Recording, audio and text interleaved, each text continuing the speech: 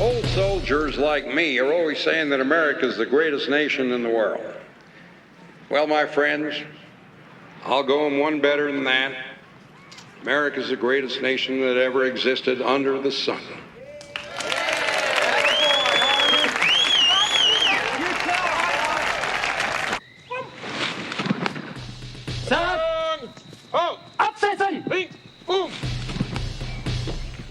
We went to Europe.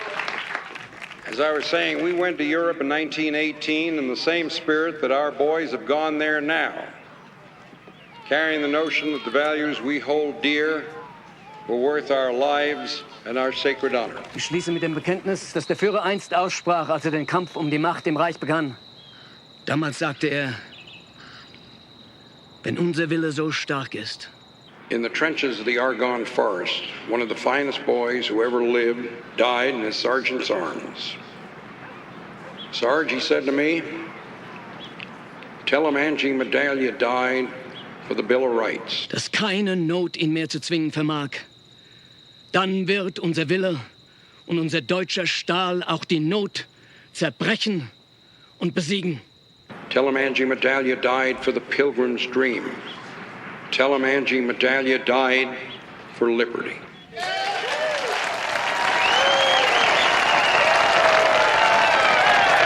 Lang lebe Deutschland.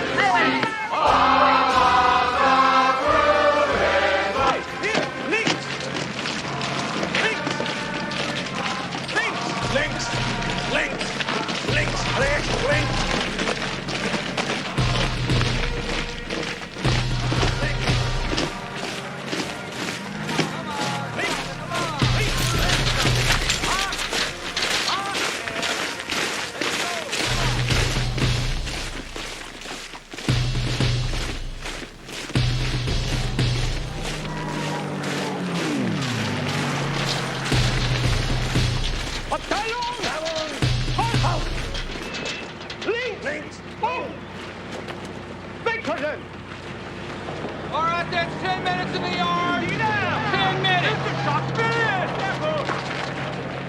And he looks at this mess sergeant. He says, Sergeant, me and my cadre will be back here in 1 hour. If this place ain't clean by then, you and me is stepping outside that back door. I thought that old boy was going to faint. Oh, Harmon Cub, that is disgusting. Ought to make you drink it. Use an ashtray or eat at the Bluebell. Hi, boys. What can I do? There they are. Will you look at them? Well, they ain't gonna get fed here. Zig Heil, boys! My love, Dave. Hi, Doc. Cut out the kid stuff. I'll tell you one thing. Them Heinies are good workers. Wasn't for them, all you middle-aged fools would be harvesting wheat. I don't care. Maybe kid stuff to you, Doc. We're fighting them over there, and I don't like them. Doc, how many on the last train load? About 100, I heard. What I hear at the camp stays at the camp. Oh, that can't be no military secret, for Pete's sake. Loose lips sink ships. Let me have a cheese sandwich and a glass of iced tea, will you? Say please. Not to you. Oh, Doc, you're quite the lady killer. Hey, Doc.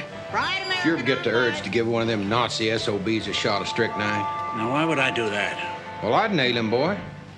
By God, I'd inoculate him right in the old eyeball. Damn right. You think I care what you do? Listen, let me tell you, smart fella, something. Most of those Germans I could murder. Not lose a minute's sleep. But some of them, well, forget I ever opened my mouth. Nobody else would understand. Understand what?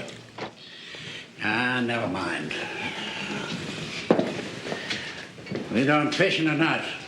Doggone, George, if you're going to be like that for the rest of the day. Like what? You bring the beer, I'll bring the worms. See you after supper. Forget the sandwich. It took too long. La-dee-da. Boy, he sure took the sunshine out of the day. Thanks for the conversation, boys. Sure appreciate it. Got to get to the office, meet a client. Which client's that, Harm? Jim Beam or Jack Daniels? Older fella lets me call him Granddad. Yeah. I'll tell you why I'm calling, Mrs. Barnes. I'm wondering if you'd mind if I only paid $25 on my grocery bill this month. Would that be all right? Yeah. Well, thank you very much. I sure appreciate that, Mrs. Barnes. Yes, sir. Yes. Oh, I think we can litigate that. Why don't you come on downtown tomorrow? I'll buy you some lunch. Right. Good. Thank you, sir. Hi, John. Going to offer a man a drink, counselor? You know where it is.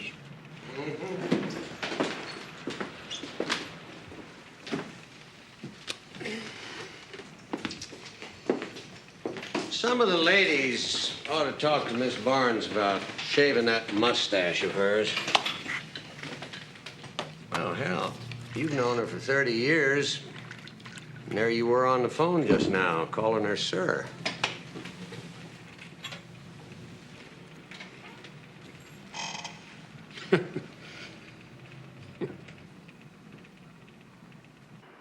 Where have you been? Had some work to catch up on. Oh, Dad, for Pete's sake. Your supper's in the oven if it's still edible. Sorry.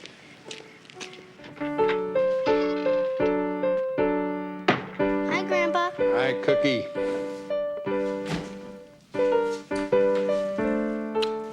We got a letter from Daddy. Good. Maybe Mom will let me out of the doghouse long enough to read it. I worry about you sometimes, that's all. Want to hear it? You bet. Dear Dad, dearest Billy and Nancy. Well, Pop, by the time you get this, another 4th of July will have passed without me hearing you deliver your Angie Medallia's speech. I really miss being there. Things are pretty hectic right now. I can't tell you where we are. Somewhere in... They censored that. They're in France. Everybody knows that. Everything is so old here, Nancy. I've seen real castles where knights and ladies of old lived. And everyone talks French. That's stupid. You censor France and leave in that everybody talks French? You're right. Of course, we're not exactly tourists, and I sure would like to come back after this is over and enjoy the castles up close. The big news around here is that I've been transferred to Regimental S1. They've got me posting replacements. Hey, Pop, you know the Army alphabetizes everything?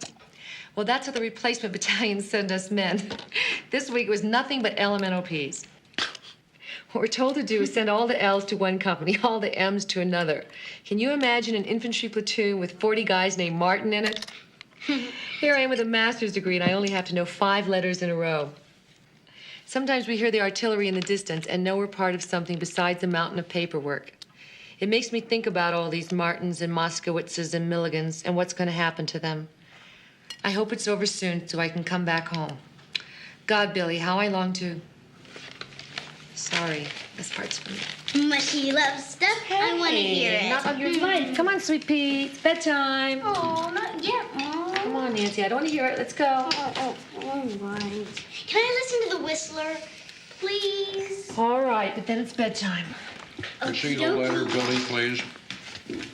Don't read the last paragraph. Why not?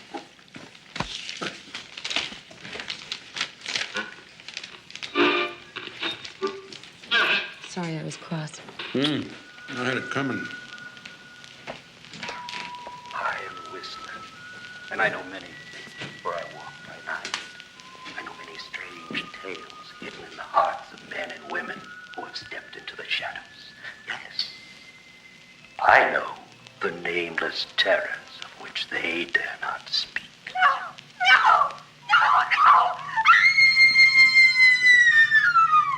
She was more beautiful in death than in life.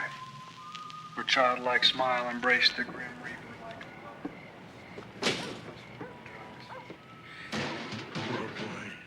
I could just see the ravage it went down to her face.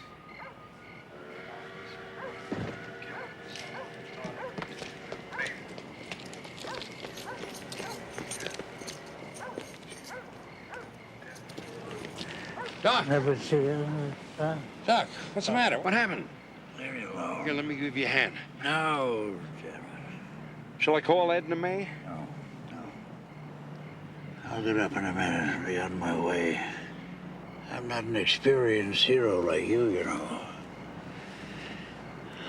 I need fortification. What you need is a quart of black coffee. Come on. Come on to the house. No. Let me ask you a question. What? Come on down here. I'm tired of looking up. All right, if I answer your question, will you let me pour some black coffee into you? Yeah, sure. Okay.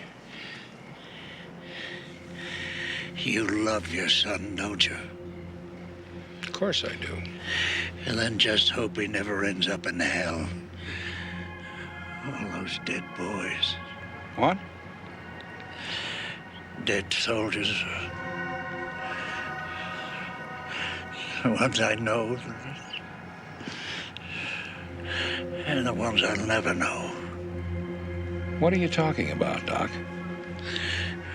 All those poor boys. None of them ever going home. The terrible sadness. What boys, Doc? None of your sons. What do you care? Come on, Doc. Let's get up. Yeah.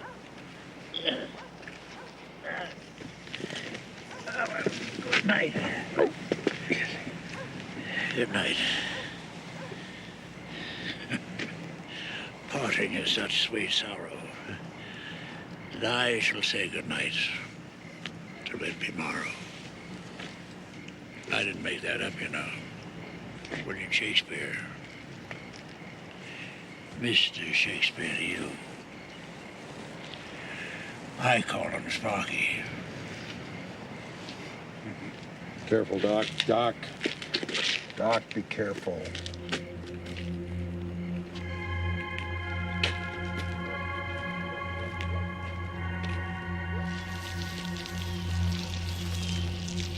Hey, Pop, look at this. It says we've broken out of Normandy. You think this means the war could be over soon? I hope so. Hey, Billy, you got a cup of coffee to go for a man on a run? I think we can manage. Morning, John. Damn this thing. I still can't get over it. I was with Edna May Hansen all morning. Kind of a crowd over there. Looks like you haven't heard. Heard what? Doc Hansen. He's dead.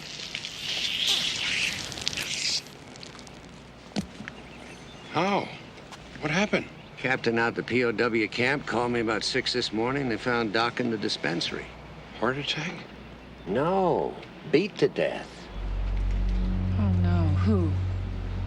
I'm sorry, Billy. Doc Hansen. Do you know who did it? Some kraut striking a blow for Hitler. They got him in custody. That's all I know. Except that I'd like to be there when I hang him. Thanks for the coffee. I'll bring back the cup.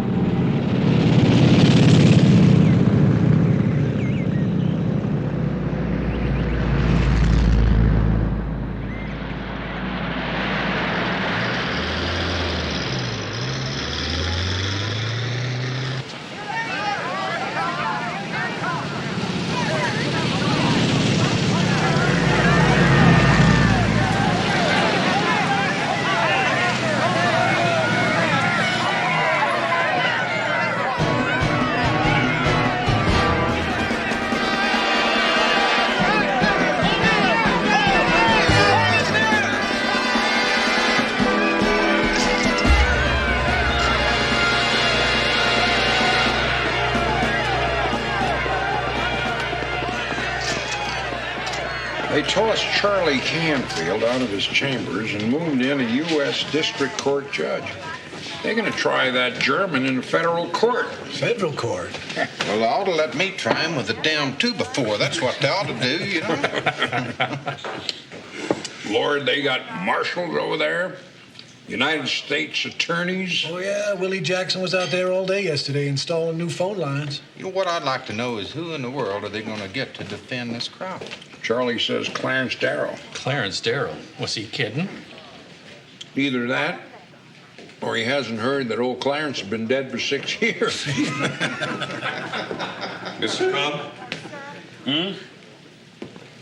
Sorry to bother you, sir. I'm U.S. Marshal. Could you come with me, please? Are you kidding?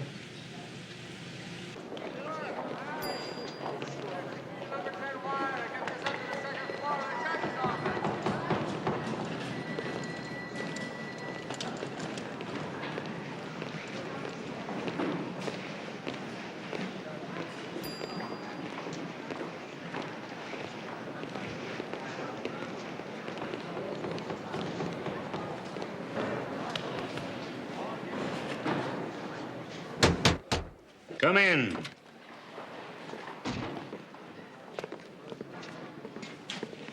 Mr. Cobb? I'm Stoddard Bell. That's B-E-L-L. Bell, how do you do? Yes, sir. That's just fine, thank you. Yes, sir.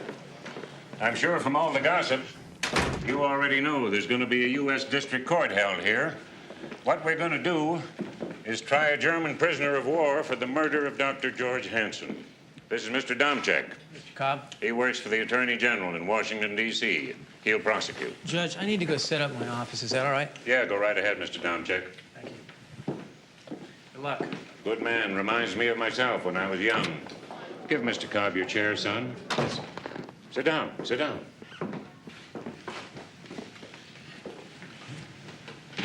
Now, the defendant, he's going to need a lawyer. I can appoint any member of the U.S. District Court bar I want to. After consulting with some people around here who know who's who, I've decided to appoint you. We have a touchy situation here, Mr. Cobb. There's 3 American airmen, POWs, who are in the custody of Nazi civil authorities. They're about to be tried before a criminal court in Darmstadt, Germany. The president wants to make sure they get a fair public trial. You follow me? No, sir. This trial is a way to assure that that happens. That's why we're trying it before a civilian court. Quid pro quo. If we give this German a fair trial, maybe they won't railroad our boys, you see?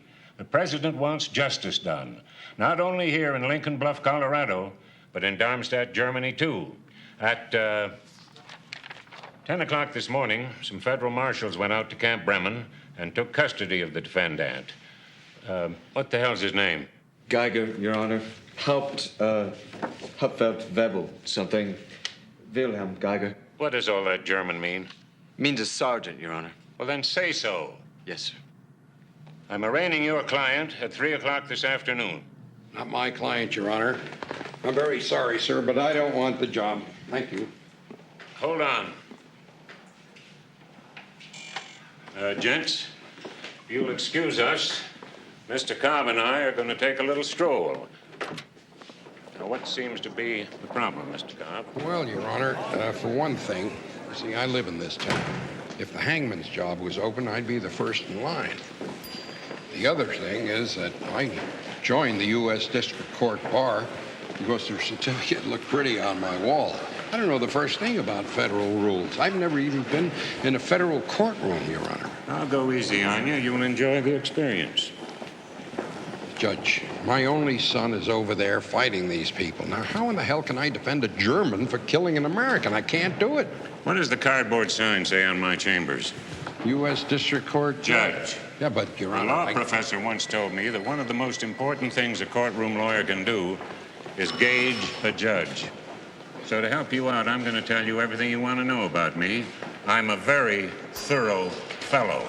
For instance, unless you were cheating on your income tax, you earned $4,331 last year. Pretty slim for a lawyer. I also know you're about that much again in debt. Well, with all due respect, Your Honor, I don't think that's any of your business. I knew you'd say that. Well, sir, if you take on this case, Uncle Sam will pay you a retainer of $2,500. And at $15 an hour, you can bill the government for another $1,000 for preparation and trial time. Now, tell me you can make that kind of money representing the interests of some overwrought farmers and their aspirated rabbits, and I'll drop the offer. I'll grant you, Judge, that I'm the poorest lawyer in the state, and I intend to stay that way. Thank you very much, but no thank you. Mr. Cobb, what's important here is the process. As far as I can see, this is an open and shut case anyway. Not asking you to save this German, just defend him.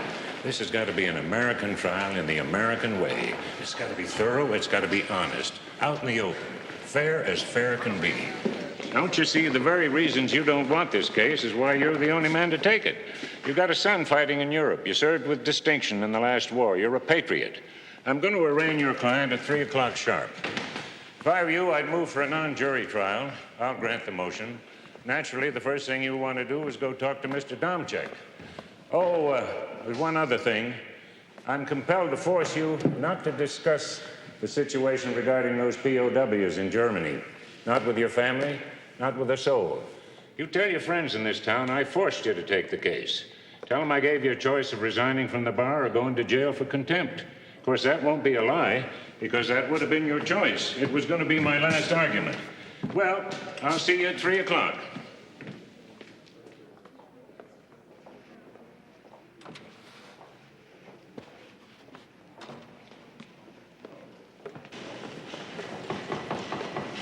Cobb, put these files in that corner office against the wall. You planning to settle down in our little town, sir? Well, they've given me everything except a home-baked pie. Hey, Mr. Cobb, can you come over here for a minute? I just want to show you what I've got. Now, the county coroner, he's going to testify that the victim was beaten to death with a baseball bat.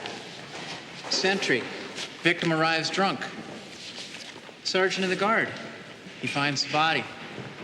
Commanding officer, he finds your client's iron cross in the victim's hand. He makes the arrest, and then he finds the murder weapon in your client's possession.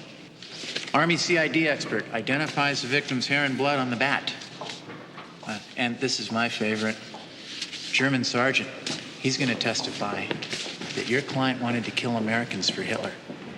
Now, here's what you've got. Somewhere. Statement from your client saying that he was asleep at the time of the murder, doesn't know anything about it.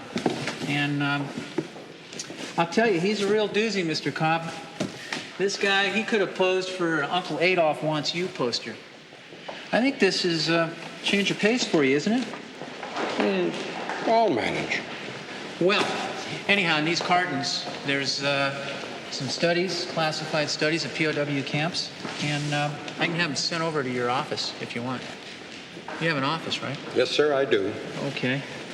So, where'd you go to law school? Oh, I didn't. Excuse me? I read for the law. What, like Abe Lincoln by candlelight? Yes. I also split rails and wrestled. And I'll bet I can tell where you went to school. Harvard. Harvard, yeah. It cost a bundle, but it taught me a lot.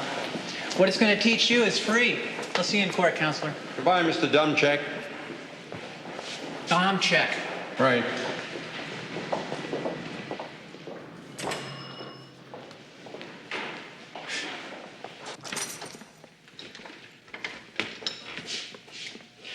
Here he is, sir.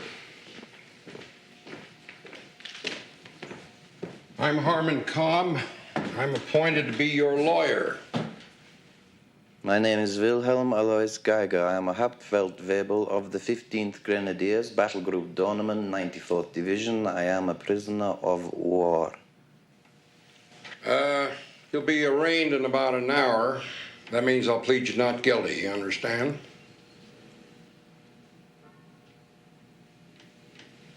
It's gonna be a short defense.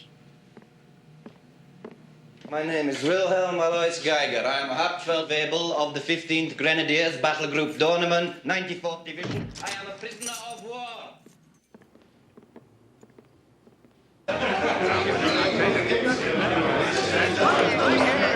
So those are big-time recorders, huh? Sound like a bunch of monkeys. Give me $1 tip. Any of you snuffy Smiths ever do that? Just a minute, Mr. Cobb.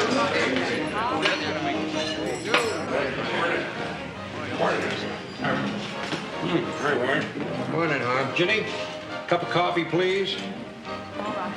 Pardon, thank Arm. Ginny, How much do I owe you? 75 cents. Ginny, some English muffins, please. How about some German strudel? See you boys later. What's going on? Sprechen Sie Deutsch? What's that supposed to mean? Well, Don Bogart says he thinks you're a secret Bund member.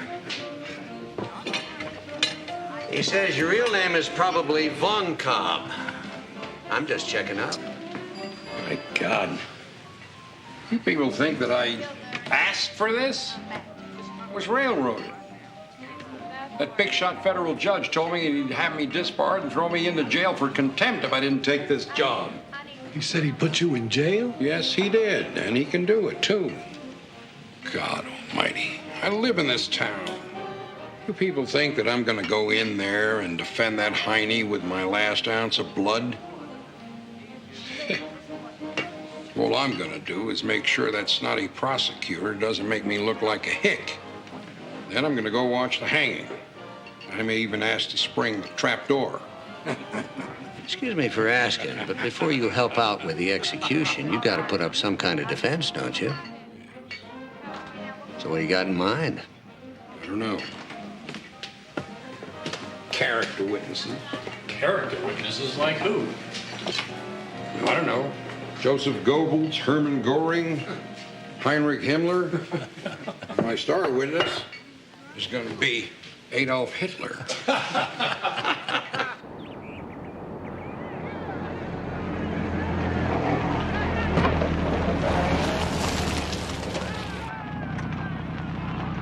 Visitor parking over there, sir.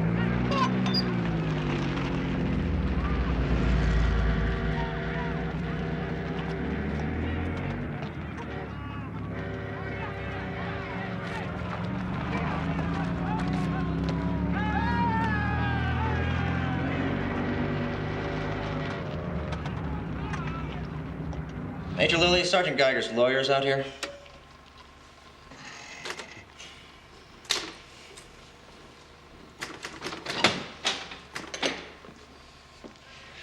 I'm Major Lilly, sir. Harmon Cobb. So, you would like to see our dispensary?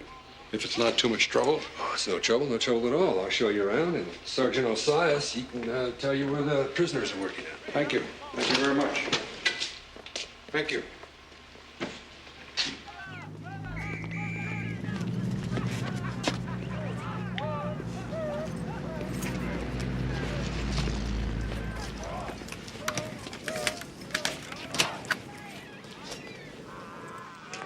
Just so I know how we stand here, sir.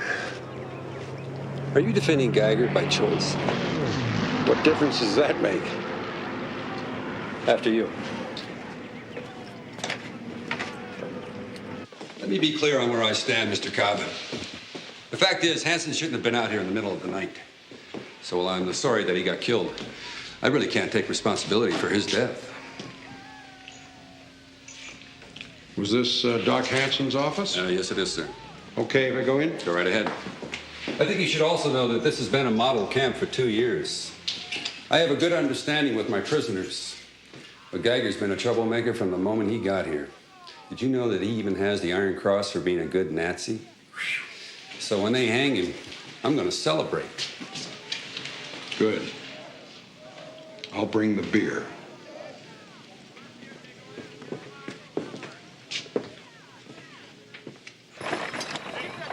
Fellow you're looking for is right up here.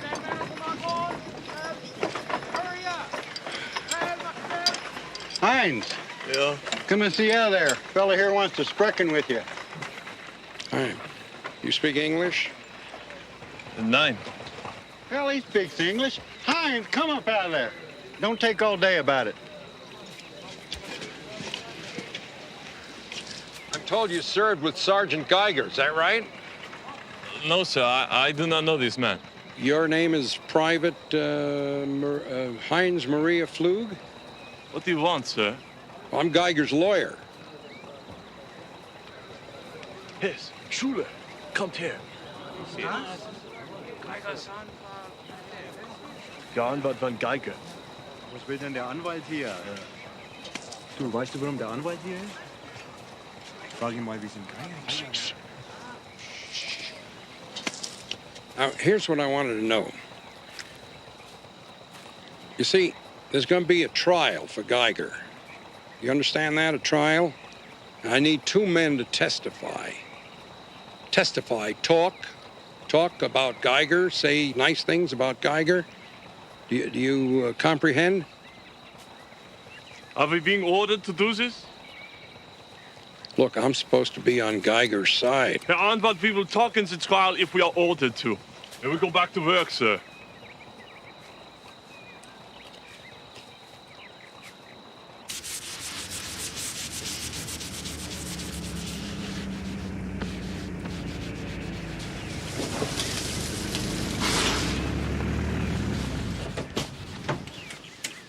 Who did that? Could have been lots of people.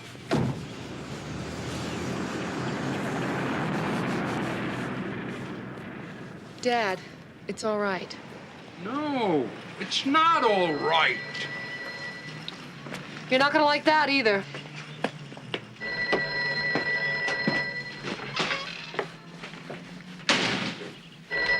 Hello. Who is this?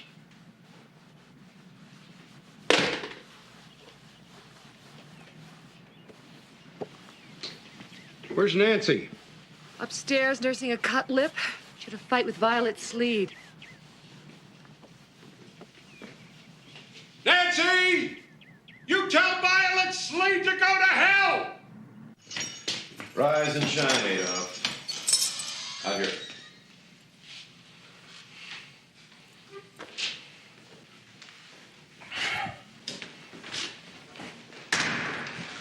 What do you want? Look, Sergeant, I've got to go into that courtroom and put up some kind of a defense for you. Do you understand? I can make your job very easy. I can confess to killing this doctor. Also, that I personally sank the Lusitania and have stolen the Lindbergh's baby. Now, your sarcasm isn't going to help any. Now, in the absence of a real defense, all I can do is put character witnesses on the stand. Who I have to choose from is your men. But when I spoke to them, they wouldn't admit that they knew you. Where have you seen my men? Out on some farm. They said they wouldn't testify unless they were ordered to do so. So I want you to order your men to testify in your behalf. They would not talk to you. They're good. Sergeant, let's get one thing straight.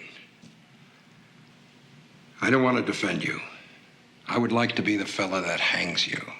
But I'm stuck with this job, and I have to go in there and put up some kind of a defense to keep from looking like a fool. So I want you to order your men to testify. No, I do not want them harmed.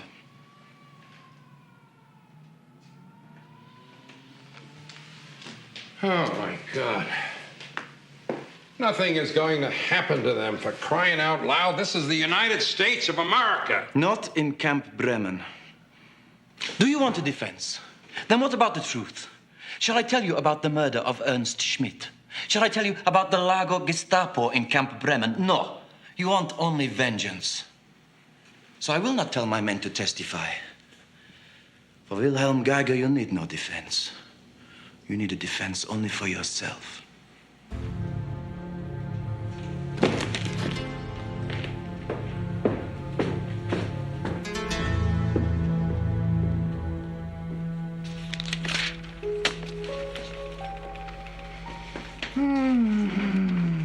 I think the Army pays these people by the word to write these things.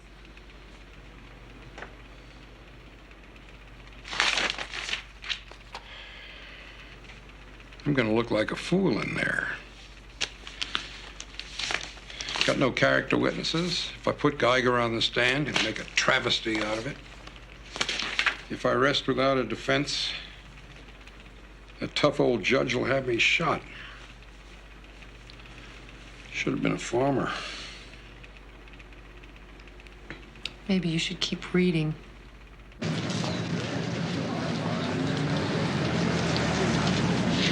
There he is. How do you feel about defending a Nazi? You, this German, can get a fair trial here. Is this the biggest biggest case of your career? You ever defended a murderer before?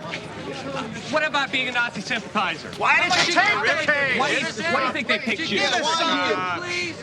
All I can tell you is what the judge told me. It was me or Clarence Darrow, and he's dead. Okay? Promise to tell the truth, the whole truth, nothing but the truth, so help you God? I do. State your name. Corporal Adam Swayze, sir. Please be seated. Corporal Swayze, what were your duties from midnight to 8 a.m. on July 6, 1944? I was on guard duty at the main gate of the prison compound at Camp Bremen, sir. Did Dr. George Hansen arrive at your post during the night? He sure did, sir. Oh, I object, Your Honor. Isn't this called leading the witness? Your Honor, I resent counsel's sarcasm. No sarcasm intended. I just wanted my learned adversary to know that we here in the sticks do know leading a witness when we run across it.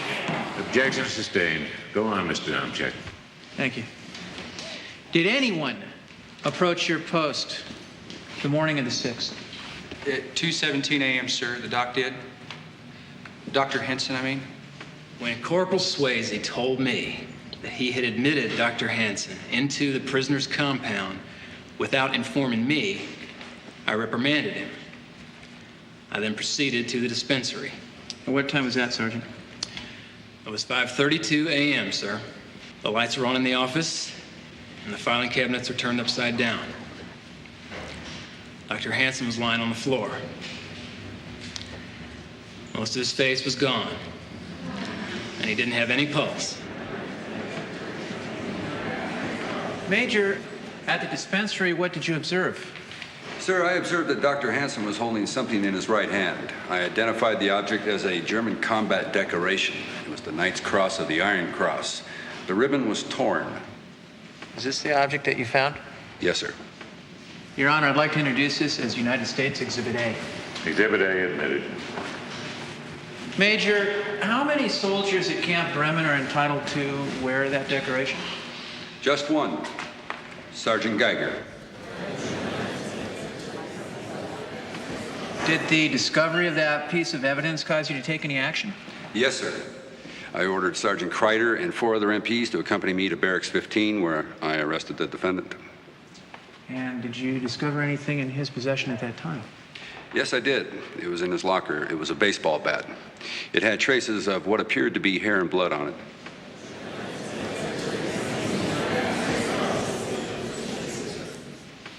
Your Honor, I'd like to introduce Exhibit B, the baseball bat.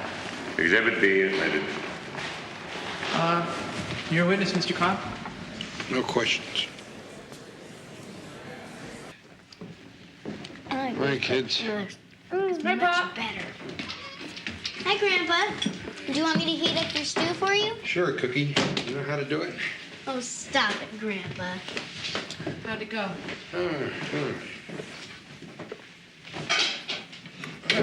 We got a letter from Harry. Oh, wonderful. Read it, read it. Great. What does he say? Wait till you hear.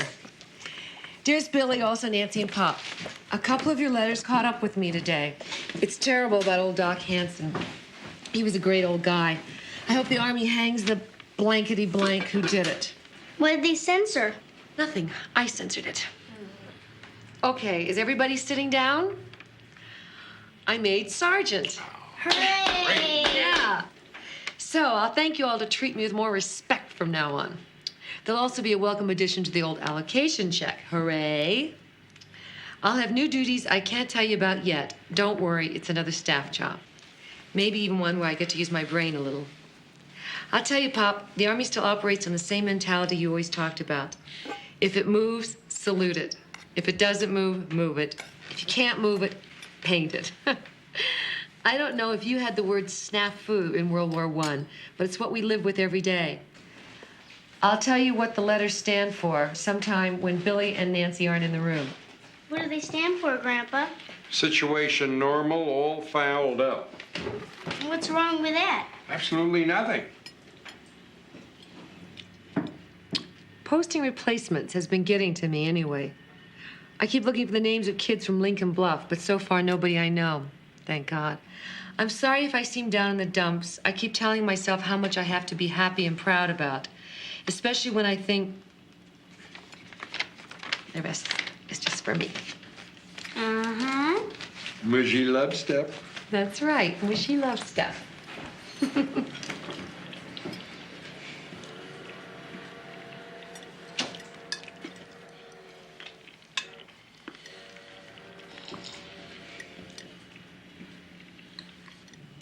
So, how'd it go today? Okay. I think I did okay with Domchek. I managed to get his goat a few times. It's nice, huh? Good.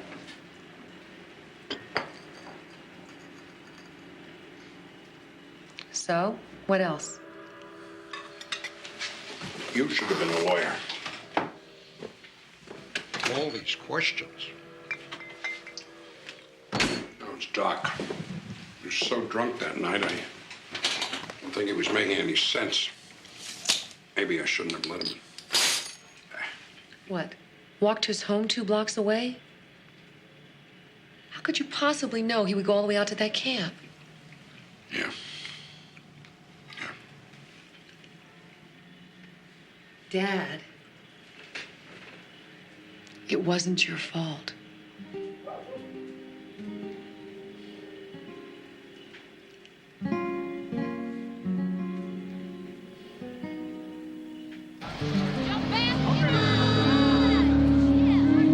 The left temporal bone of the skull was crushed, multiple fragments of which were embedded in the victim's cerebral cortex.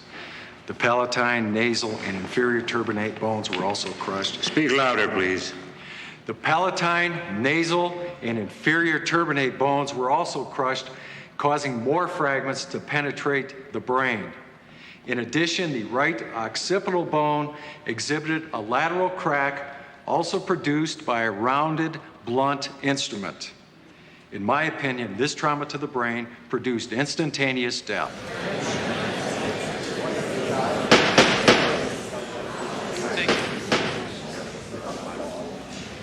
You're a witness, Mr. Kopp. No question. You can step down. The United States calls Hauptfeldwebel Hans Riefenstahl.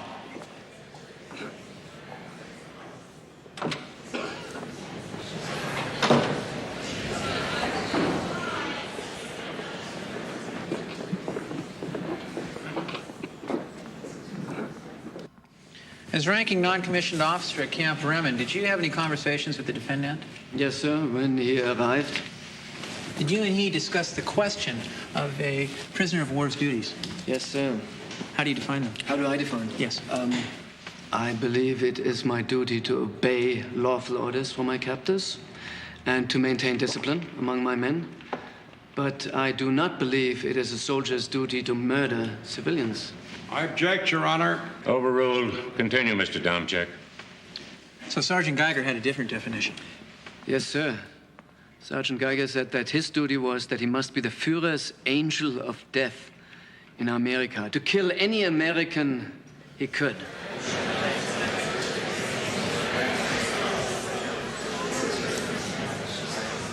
Sergeant Riefenstahl, would you define a Nazi as one who is a member of the National Socialist Party? Yes, sir. To the best of your knowledge, is Sergeant Geiger a member of the National Socialist Party? He has told me he is, yes, sir. Are you? Am I, sir? No, sir, I'm only a soldier. Your Honor, the United States rests. Mr. Cobb, the defense can proceed in the morning. We're adjourned.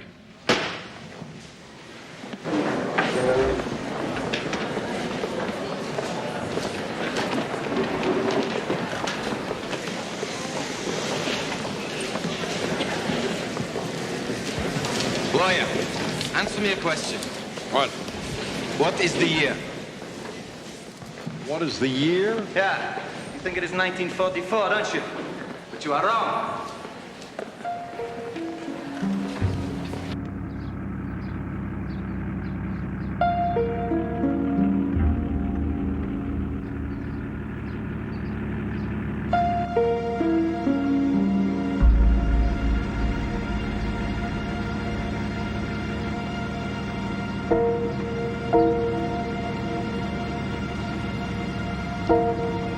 Good evening, sir. Nobody seems to be at home. Are you Mr. Harmon J. Cobb? Yes? I'm Second Lieutenant Jack Morton of the Adjutant General's office at Fort Dawson. Could we go inside, sir? No, I don't think so. I'm sorry. The War Department regrets to inform you that Sergeant Harold S. Cobb was killed in action 5 of August 1944 during combat operations in the European theater of war.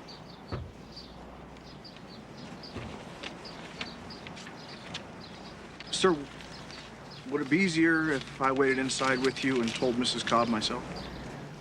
No, I'll do it. Thank you very much for coming. Thank you, sir.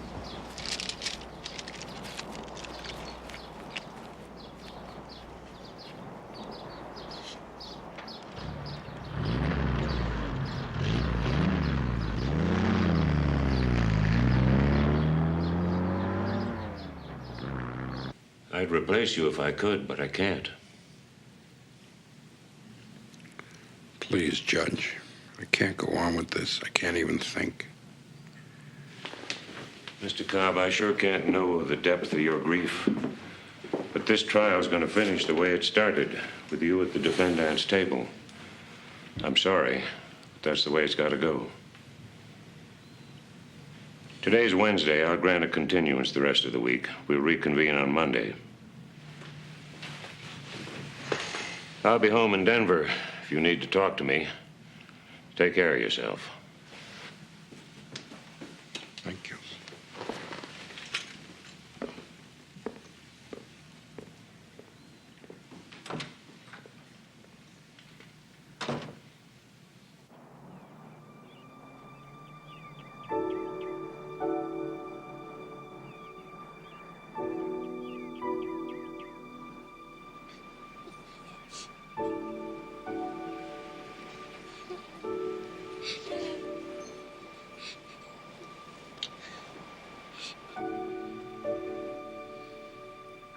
Yes.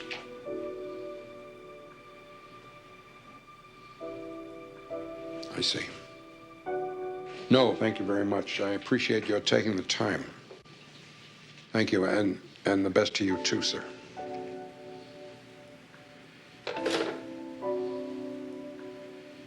Tell me, Dad.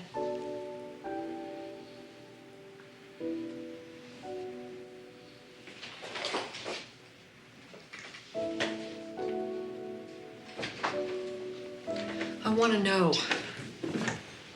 Tell me.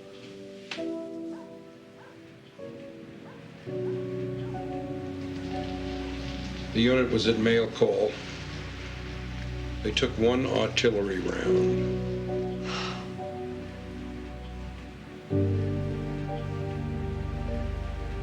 That's all.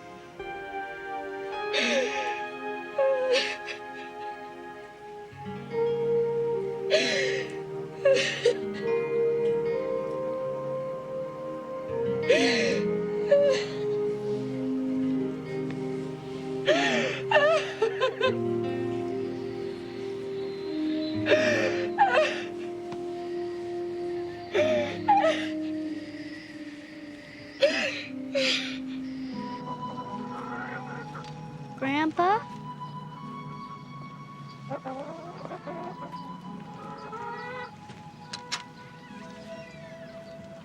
Grandpa, let's go fishing. Please? Mom says it'll be good for you. Go away, Nancy. Leave me alone. Please don't be mad at me. I'm sad too.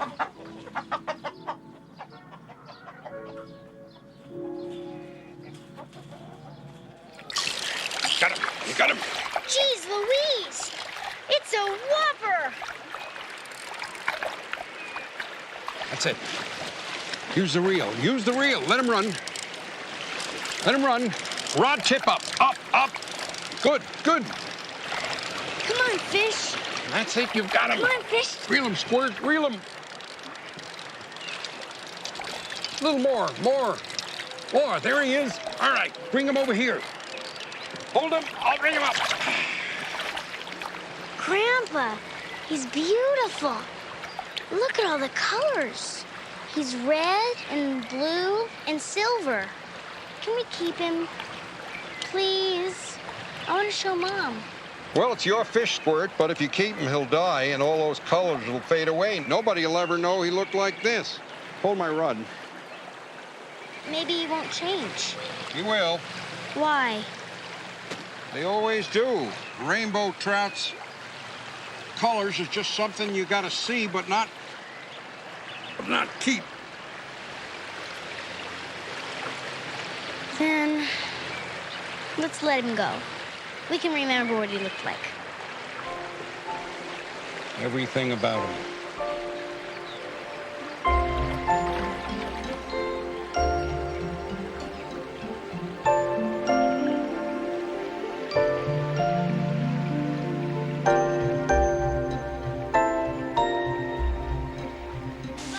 Yeah, but we quit this time.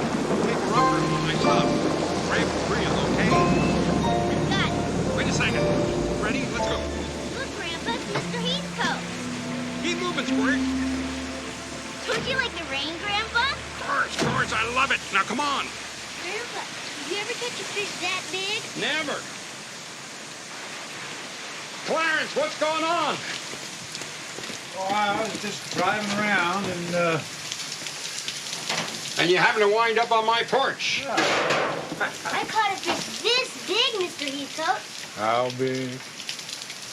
This big.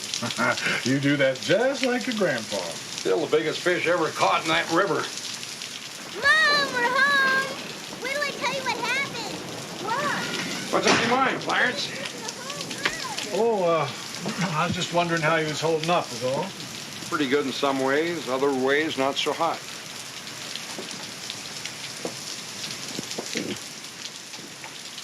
Would you like to come in for a cup of coffee, a sandwich, or something? No. Harmon, I was wondering, what's going to happen when that trial reconvenes? I guess I'm gonna go back to the courtroom and take my seat. I don't suppose there's ever been any question about that German fella being guilty as sin. Of course, you got to do your very best for him, no matter what. That being what you might call the American way, you know. Feller's innocent until he's proven guilty. No matter what he done. You giving me a civics lecture, Clarence? No. Heck no. I was just wondering what you'd do if you'd had any kind of case, that's all. Well, so far I haven't had that problem, but if I did, I suppose I'd put up a defense. In which case, I probably would have to move to another town. Is that about it, Clarence? Yeah, sure. Well, I'll see you later, hon. Sure you don't want to come in for a cup of coffee till it blows over? No, I got some errands I got to run.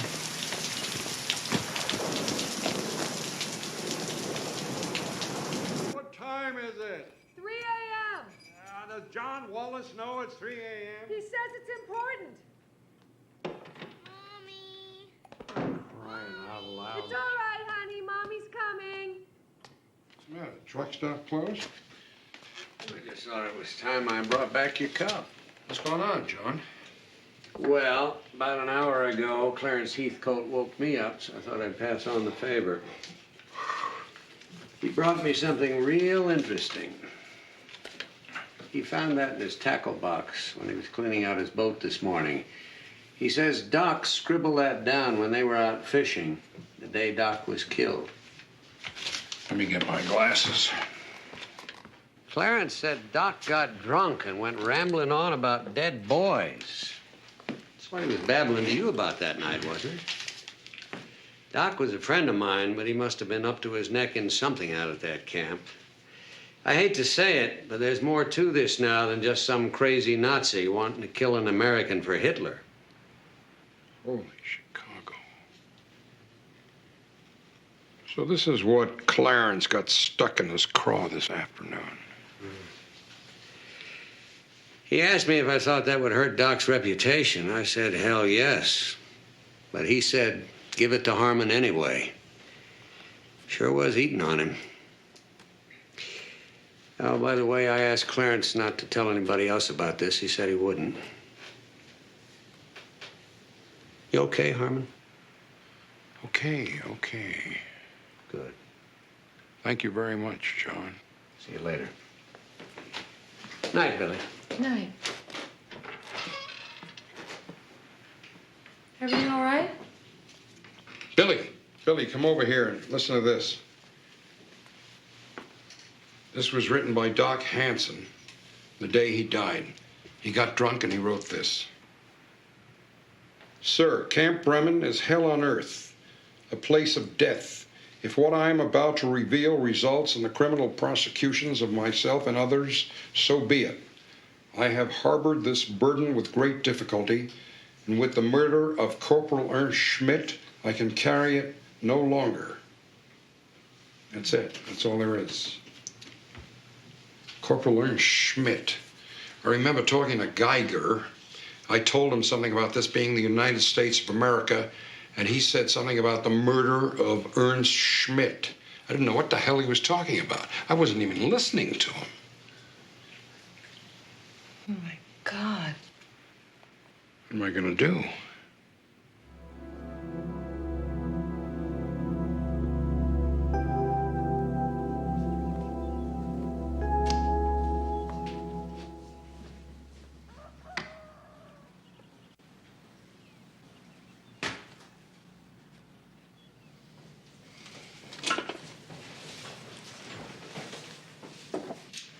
You haven't been back to bed yet, have you?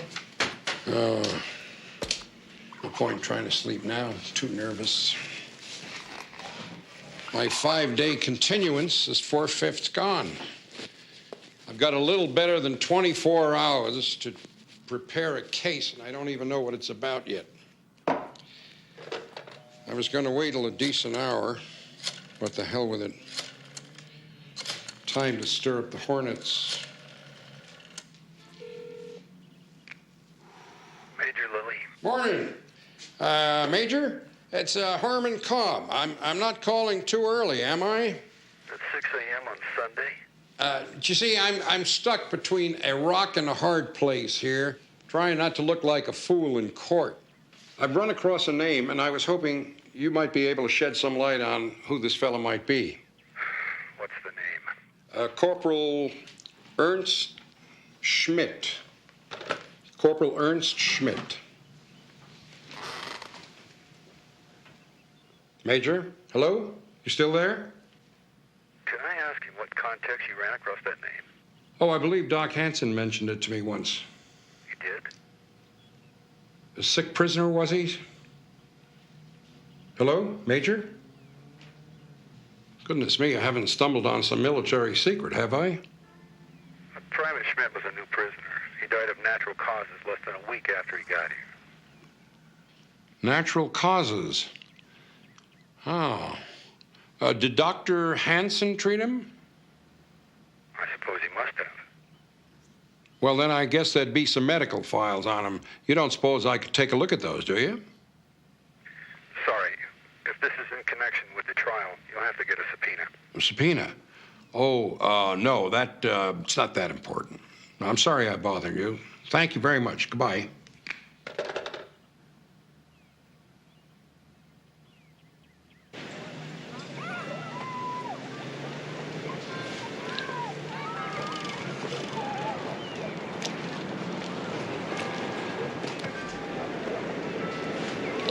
Edna May?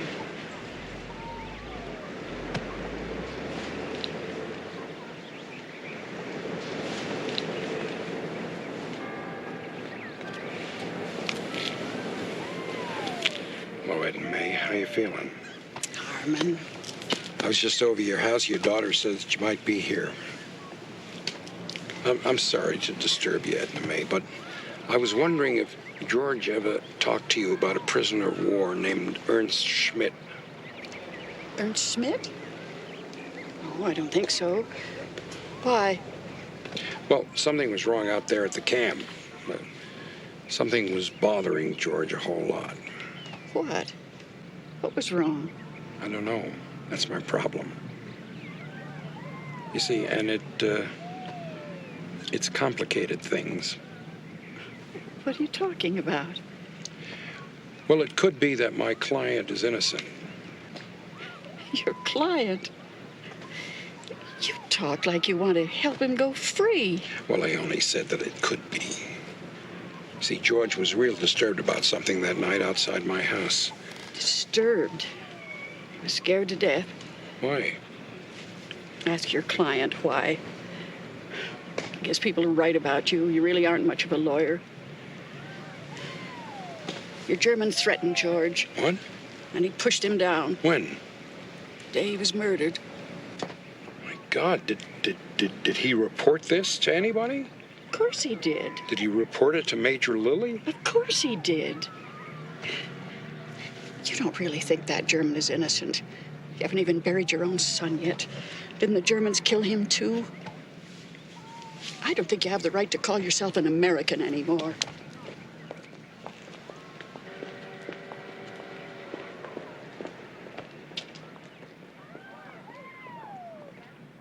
The other day you tried to tell me about Ernst Schmidt. I wasn't interested. Now I am. Who was he? Was he murdered? Yes. You still interested? Come on out here. Why did you attack Doc Hansen the day he was murdered? I was wondering when that would be used against me. The prosecution rested without bringing it up, so for the moment it's just between you and me. So you are my advocate? Well, I suppose that's what a lawyer is. Did you kill Doc Hansen? No. Well, what about Ernst Schmidt? Did his murder have anything to do with Dr. Hansen? Do you know what is the Lager Gestapo? No. Do you know what is the Heilige Geist, the Holy Ghost? No. If you are going to hate Nazis, you should learn that is who has killed Ernst Schmidt. They have visited him in the night and taken his life. Before, in court, I asked you what year it was. Now I will tell you. In Berlin, it is 1944, but in Camp Bremen, 1941. Did you know that North Africa has been recaptured by Rommel? Stalingrad has become Hitlergrad, and many of the great American cities have been destroyed. That's crazy. Yeah, crazy. My men and I are the first prisoners to be brought here in over a year. We have seen what Germany has come to. These old prisoners, these Afrika Panzer soldiers, for them the war is a dream. They believe these things and they like being Nazis still. We have thought for us when we are captured the war is over, but where are we? Back in Nazi Germany. How can that be? Because Nazis can run a camp very, very well. Major Lilly needs the Lager Gestapo. Why? He cannot provide fear, and they do. The Lager Gestapo needs Major Lilly. He gives them power. It is a circle. And do you know who is the head of our Lager Gestapo? Sergeant Riefenstahl. This man who says, I am a Nazi, and he is not. He and his men are the Holy Ghost who visit you in the night if you speak against Hitler. Ernst Schmidt has made a joke, only a joke, about fat Hermann Göring. When we go to bed at night, he is there. In the morning, he is gone. I demand to see Major Lilly. I ask him, where is Ernst Schmidt? He tells me, Schmidt has died in the hospital of natural causes. The doctor has written this in the records. I go to see this doctor. I ask him, why does he write this lie? I'm very angry. I put my hands on him, and I can hurt him, but no. I stop. The doctor is calling Major Lilly on the telephone to punish me. It would be easy for me to kill this old man, but I went away. And I wake up in the morning when Major Lilly is telling me I am a murderer. Did you see Ernst Schmidt have this rendezvous with the Holy Ghost? No. Did you see the body? No. Well, Schmidt was in camp less than a week. How the hell do you know he didn't die of natural causes? I have 15 years in German army. I know. Did Doc Hansen talk to Major Lilly in your presence? Yes. I'm not ashamed to be a soldier. I have killed men, yes, Americans. But they were soldiers, and it was my duty. These things I have done. But I did not murder Dr. Hansen.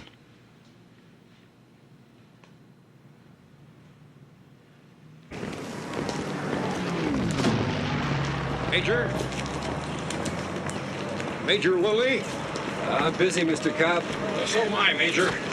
I'll make it fast. I would like your permission, sir, to see the report on the assault that took place the afternoon of July 6th. What are you talking about? Well, I understand that Sergeant Geiger threatened Dr. Hansen and then shoved him down. Now, how can you give any credence to what that Nazi says? That's disgusting. Well, that may be right, sir, but do you know anything about a letter that Dr. Hansen wrote right before he died concerning the camp? No, I don't. And I don't have any more time for this nonsense. All right, John, what do we have? Well, let's see. You got this Kraut prisoner who's dead. Doc's letter hints at foul play. Geiger says there was foul play, but he can't prove it. You got this little shoving match between Geiger and Doc. Edna May says it happened. Geiger admits it. And they both say that Doc told Major Lilly about it. So how come Lilly didn't arrest Geiger? That's very interesting. What's real interesting is that Domchek didn't bring it out. He must not know about it. Will you two pipe down in there? I'm trying to concentrate. Oh, sorry. You can get up, honey. My legs have gone to sleep. Is that Nancy in there? Well, I sure wasn't talking to Harmon. Nancy, what time is it? I know. You know what I did right after supper? What? I called Violet Sleet and told her to go to hell. Don't tell Mom. Okay, Squirt. Good night. Night. Good night. Good night, honey. Thanks for the help. Good night, Mom. Good night, darling. Dad, John, come in here. Come here, look at this. There's a report here on causes of death in German POW camps over the last year. Now look, the numbers are random all through here, like this camp in Texas. 2 deaths from work accidents, 1 from battle wounds, 2 from homicide. But they're all like this, see? Except Camp Bremen. 8 deaths from natural causes and nothing else. Wow. Holy Chicago. Billy, you're a gem. And there's one other thing. Look at this. All these other camps have lots of escapes, or at least attempted escapes. At Camp Bremen, there isn't a single one. Hell, it's such a nice place, nobody wants to leave. I would love to get a look at those medical records on the deaths by natural causes. Judge Bell pulled back into town tonight. Get yourself a subpoena and hop on out there. Heck, I'll drive you. Even if you are the town pariah. Good evening, sir. May I help you? Oh, it's okay. Mr. Cobb, you're just in time for coffee. No, thanks, Your Honor. I was going to call you in the morning, see how you're holding up. I'm surviving, sir. Good. Please sit down. We'll both be more comfortable. Thank you very much. I'm sorry to disturb you in the middle of a meal. I know it's very rude. I need a subpoena, sir. What for? Well, I need some medical records from Camp Bremen. What way would medical records be germane to your case? I've come across some new evidence. New evidence of what? New evidence that may cast some doubt on my client's guilt. Is that right? Yes, sir. See, I have part of a letter here that Doc Hansen wrote the day before he died. Leave it in your pocket. Sorry? Ask yourself a question. Would I have picked you for the defense if I'd wanted there to be the slightest doubt of the outcome of this trial? I don't know what you mean, sir. It's a charade, Mr. Cobb. Every actor in it has a part that's already written. You ain't the hero. That's Mr. Domchek's part. Who you are is the court jester. Now, here's how it comes out. Right after you make your closing argument tomorrow afternoon, I'm going to find Hauptfeldwebel Wilhelm Geiger guilty of murder. Then I'm going to sentence him to hang.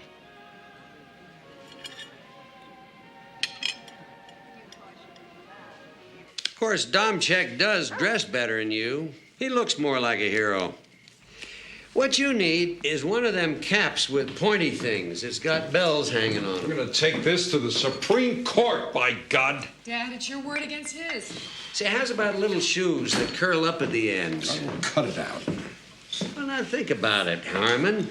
What's the jester's job? To make the court laugh, even if that means making fun of the king. I don't know what the hell you're talking about.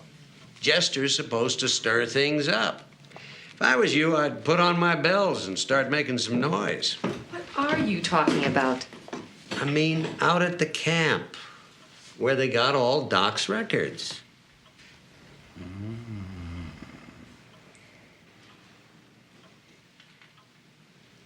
You wouldn't. I've got another pair of those pointy shoes, just your size. My size? Billy, find me a flashlight. Pop! A sweater.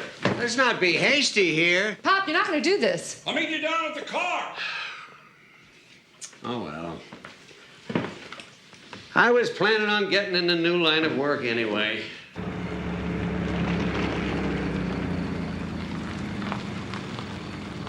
Official business, son. We have to speak to Corporal Swayze immediately. Right over there, sir.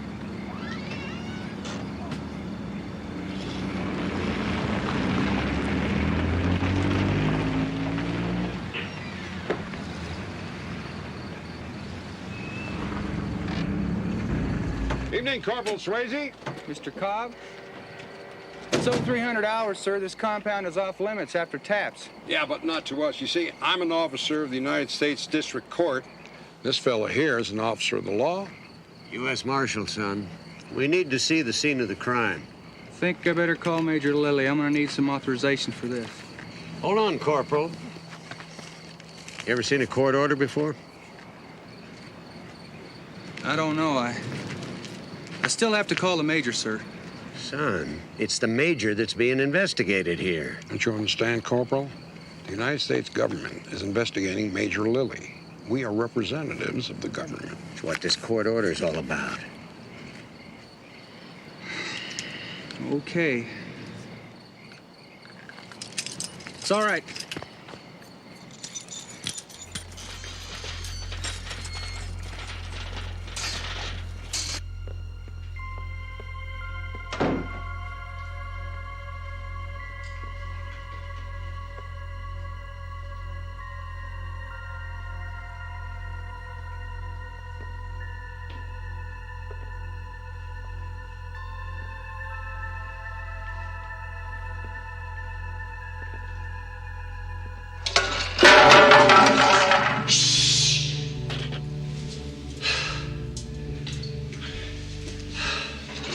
This.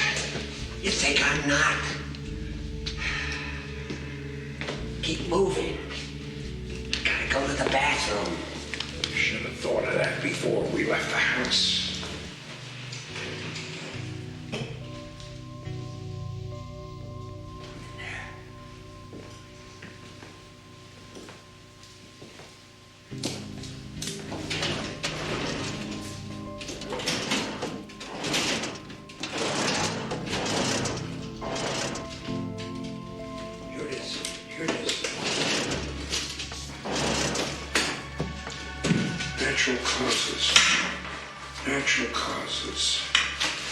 Natural causes. Like Billy said. Right here, the latest one is Ernst Schmidt. The earliest is March of 1943. That's a year ago. All signed by Doc Hansen. This give you any ideas? What? Shoot. Funeral director.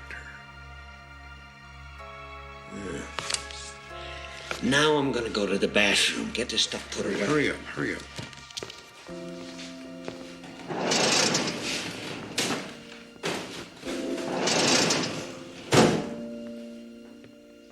Was ist hier los? Halt! Wer bist du?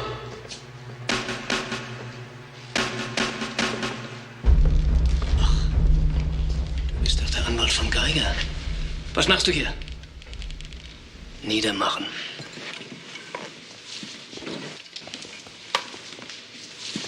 Stand in the back, Fritz! I'll blow a hole in your head! Get out of here! Schnell! Raus! Verziehen uns. Verflucht, die zwei wissen Bescheid. Wir müssen uns mit sprechen.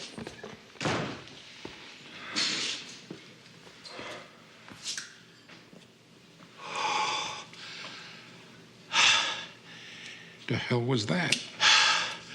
I don't know. Let's just get the hell out of here. Hey, Corporal, who the hell are those krauts with baseball bats we just ran into? It's just the German security patrol, Marshal. Fun, ain't they? You mean they're there and you're out here? Yes, sir. After taps, that's how it works. Wow. Will you testify to that in court? Let me tell you about guys opening their mouths about this place, sir. Look, this is real easy duty here. It's just hear no evil, see no evil. This one MP, he decides he's gonna write to Inspector General. Guess what happened to him? He found stolen property in his locker. He went to the stockade. Do you have any idea what happens to an MP inside a stockade, sir? Okay, fair enough. But listen, Corporal, you are already a witness in this trial. I could recall you if I wanted to. Put you on the stand as a hostile witness, and you'd have to tell the truth. Of course, if you were scared, and I guess I don't blame you for that, you could say you hadn't seen anything, and then that would kill the case. But you know what? If I can do what I want to do, I can bust this camp wide open, and you never have to worry about ever being in any stockade.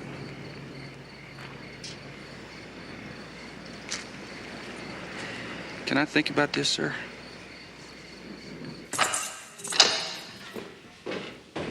There isn't much time. When I call you, tell everything you know, including your fight with Dr. Hansen. Is it not bad for me to tell that? Well, it can't get any worse than it is, can it? No. I'm sorry about your son dying. Thank you. You have a family at home? Yeah. My father. My mother were killed in Heilbronn. In the bombing. Oh, sorry. I'll call you to the stand. You'll be second. We're in session. Mr. Cobb, you're up. Thank you, Your Honor. Be seated. The defense calls Mr. Clarence Heathcote.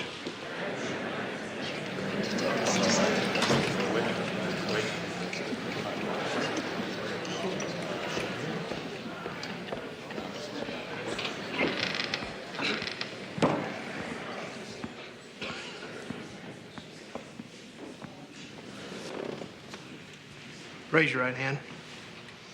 You promise to tell the truth, the whole truth, nothing but the truth, so help you God? Uh-huh, I do. State your name. Clarence Heathcote. Thank you. Clarence, I'm going to hand you a piece of paper. I want you to describe it for the court. It's a sheet of paper from George Hansen's prescription pad, and it's got some handwriting on it. Mr. Cobb, approach the bench.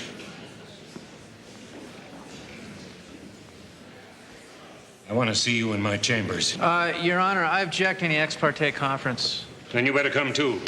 We're in recess. All right. Just where do you think you're heading with this crap? Judge, you may think I'm incompetent and that this trial is settled. But whether you like it or not, there's been a conspiracy to conceal at least one murder of a prisoner at Camp Bremen, and I can prove it.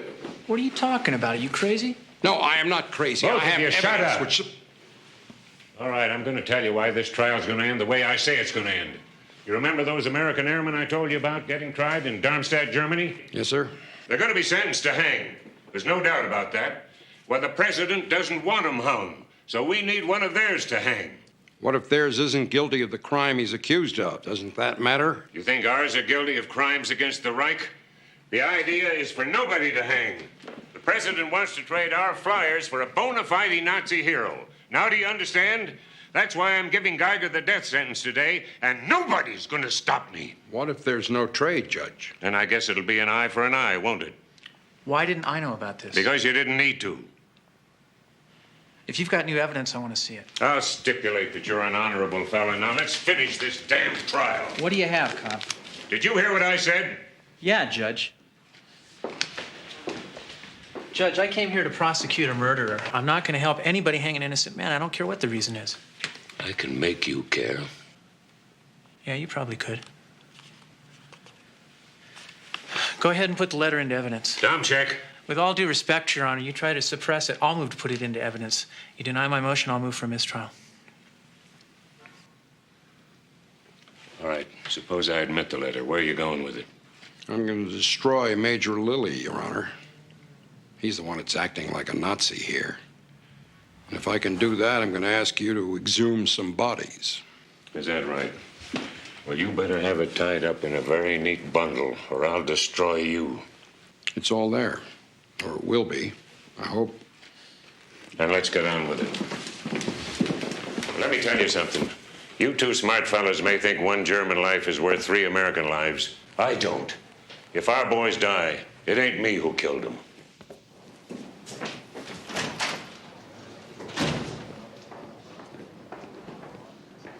Camp Bremen is hell on earth, a place of death. If what I'm about to reveal results in the criminal prosecutions of myself and others, so be it. I've harbored this burden with great difficulty. With the murder of Corporal Ernst Schmidt, I can carry it no longer.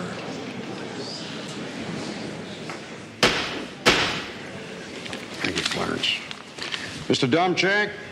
No questions. You may step down, thank you. Any further witnesses, Mr. Cobb? The defense calls Sergeant Wilhelm Geiger. So, after Schmidt's death, you went to Dr. Hansen? Yes. I told him I believe he is lying. I am sure Schmidt was beaten to death. Then what did Dr. Hansen say? He told me to get out. What did you do? I pushed him to the floor.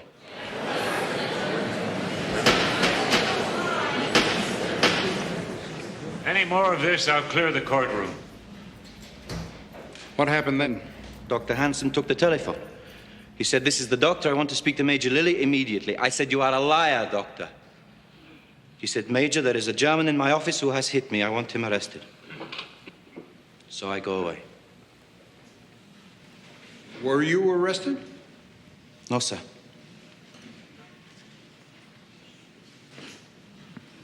Sergeant, what is the Lager Gestapo? It is they who patrol the camp at night. In Germany, we have the Gestapo. They are the Führer's secret police. They can kill you if they wish. In Camp Bremen, they call themselves the Lager Gestapo.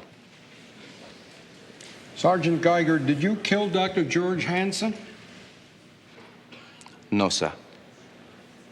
Major, on the day before Dr. Hansen's death, the 5th of July, did you receive a telephone call from Dr. Hansen? No, sir, I did not. Really? He didn't call you to tell you there was a German in his office who had just knocked him down? Absolutely not. Tell me, sir, what kind of security do you have out there at night? Well, the compound is guarded by military police. Outside or inside? Well, there isn't any need for them inside the compound. The prisoners are locked into their barracks. So they're not free to wander around with baseball bats? Of course not. Tell me, sir, what is the procedure of disposing of a body of a prisoner who's just died? A death certificate is filled out by the attending physician. It's endorsed by me. Then the body is transferred to a civilian contract mortician. In the recent case of the death of Corporal Ernst Schmidt, who was the attending physician? Dr. Hansen. What did the corporal die of? As I recall, it was natural causes. Natural causes? What does that mean exactly? He died in his sleep from old age?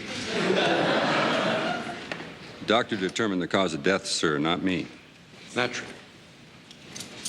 Now, when a body is given over to a contract mortician, does somebody sign it over? Yes, I do. Do you look at the body then to make sure it's the right one? Of course. So you actually saw Corporal Schmidt's body when he was given over to the mortician? Yes. What did it look like, Major? Well, actually, it was covered up. You just said you looked at the bodies when they were given over to the mortician. I only looked at his face. Well, what did his face look like? Was it normal? Was he beat all to hell? Was he smiling? Did he wink at you? Knock that off, Mr. Cobb. Sorry, Your Honor. Tell us, Major, what did the corporal's face look like? Normal. Thank you, sir. No more questions. Mr. Domchek? No questions. You can step down, Major. We'll take a 10-minute recess. Hello, I'm trying to reach Corporal Swayze. He is. Well, can I leave a message for him? Tell him... No, this is very important. Oh, never mind. Thank you very much.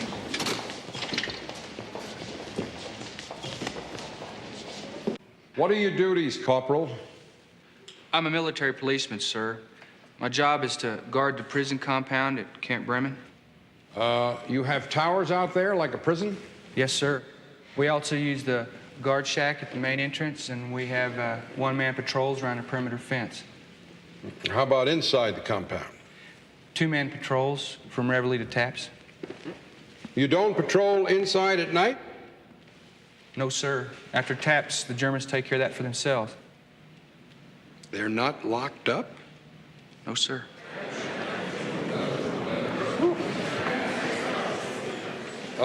These German patrols, Corporal, are they armed? Well, sir, about a year ago, the Army supplied the camp with a whole bunch of baseball equipment. Germans don't play baseball, sir, but they sure did find a use for them bats. Corporal, have you served in any other prisoner of war camp? Camp Dean, North Carolina, sir. Is that the way they ran things there? Not on your life, sir. Sergeant Osias, when your commanding officer gets a phone call, who answers the phone? I do. Now, on July the 5th, did you get a phone call from Dr. George Hansen asking to speak to Major Lilly? Yes, sir, I did. What makes you remember that? Well, I keep a log of all incoming calls.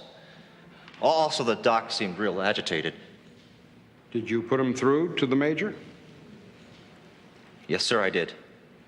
No more questions. Thank you. Mr. Domchek? No questions. You can step down.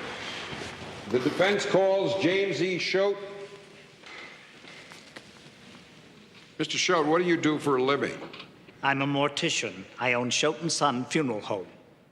When some prisoner dies out at Camp Bremen, do you have a contract with the United States Army to prepare the body for burial? Do I have that right? Yes, sir. Did you recently handle the body of Corporal Ernst Schmidt? I believe that's a military secret.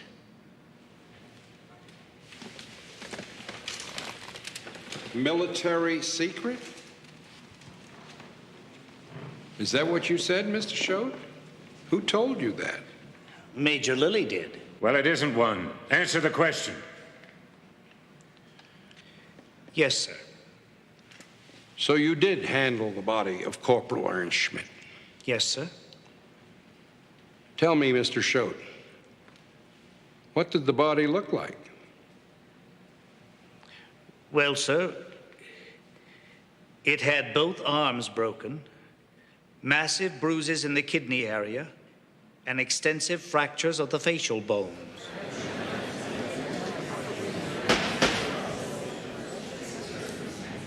Question. Tell me, Mr. Schote, what did the body look like? Answer. Well, sir, it had both arms broken, massive bruises in the kidney area, and extensive fractures of the facial bones. Question. Thank you, sir. Major Lilly, now that you've heard the testimony of Sergeant Geiger, Corporal Swayze, Sergeant Osias, and Mr. Schroeder, I'm going to ask you again. Did you get a telephone call from Dr. George Hansen on the 5th of July?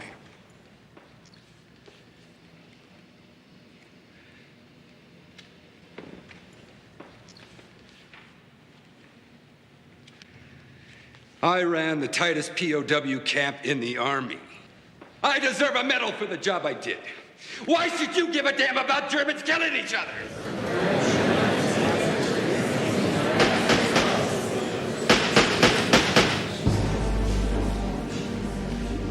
Major, I ought to inform you about now that under the provisions of the Fifth Amendment to the Constitution, you don't have to testify to anything that might incriminate you. Then I won't answer any more questions.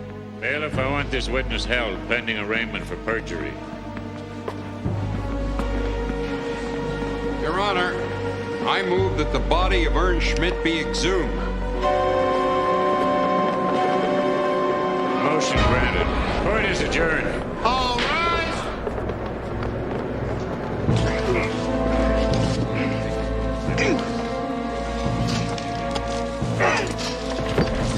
Open it.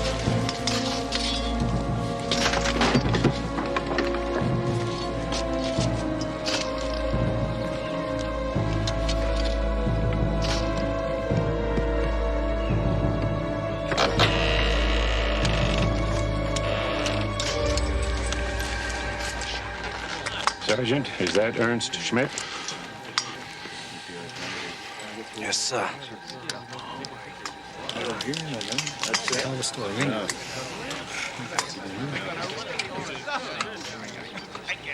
Close it up.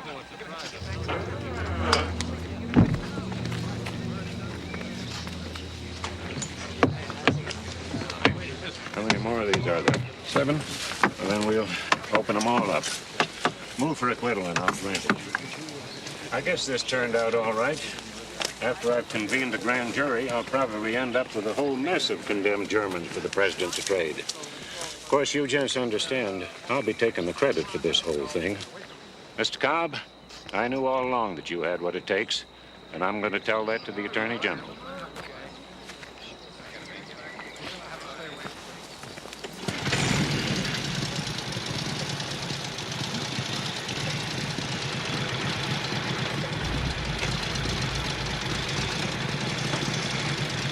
That's the Lager Gestapo, Mr. Cobb. A whole bunch of them. They've been talking fast and furious the past few days.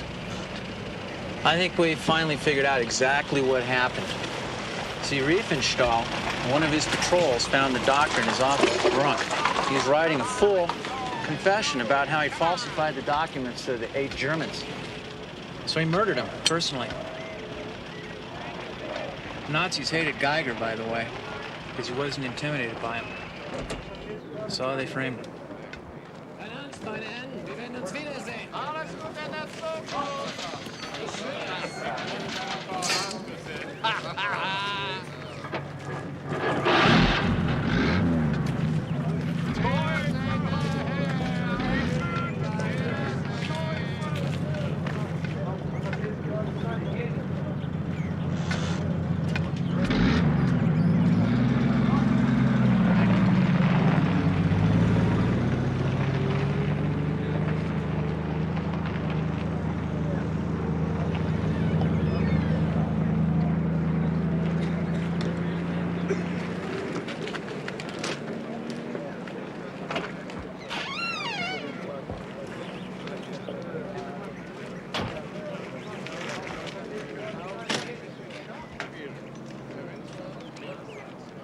I want to say goodbye and good luck. So, you have saved my life. Yeah, well, I didn't do it for you. I did it for a lot of other reasons. That I know. But still, I thank you.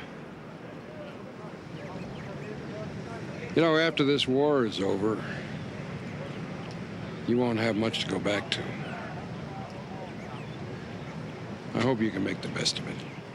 We all will have losses to live with. Yeah. Goodbye.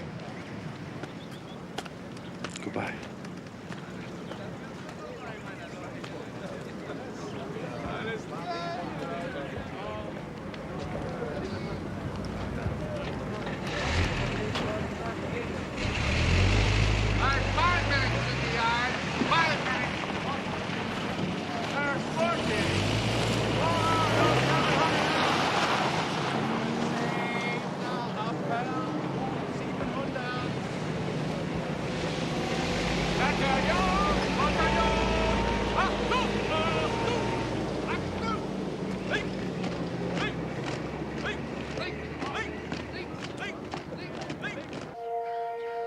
And though Harry lies in France, this stone marks his passing for all those who knew him and loved him.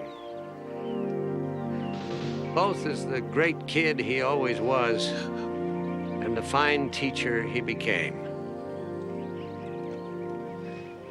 We'll sure remember he was here. Detail, forward, Holmes. Detail, ready?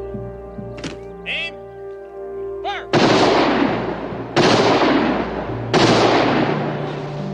Halt! Freeze in, halt! Lord is my shepherd, I shall not want. He maketh me lie down in green pastures. He leadeth me beside the still waters. He restoreth my soul. He leadeth me in the paths of righteousness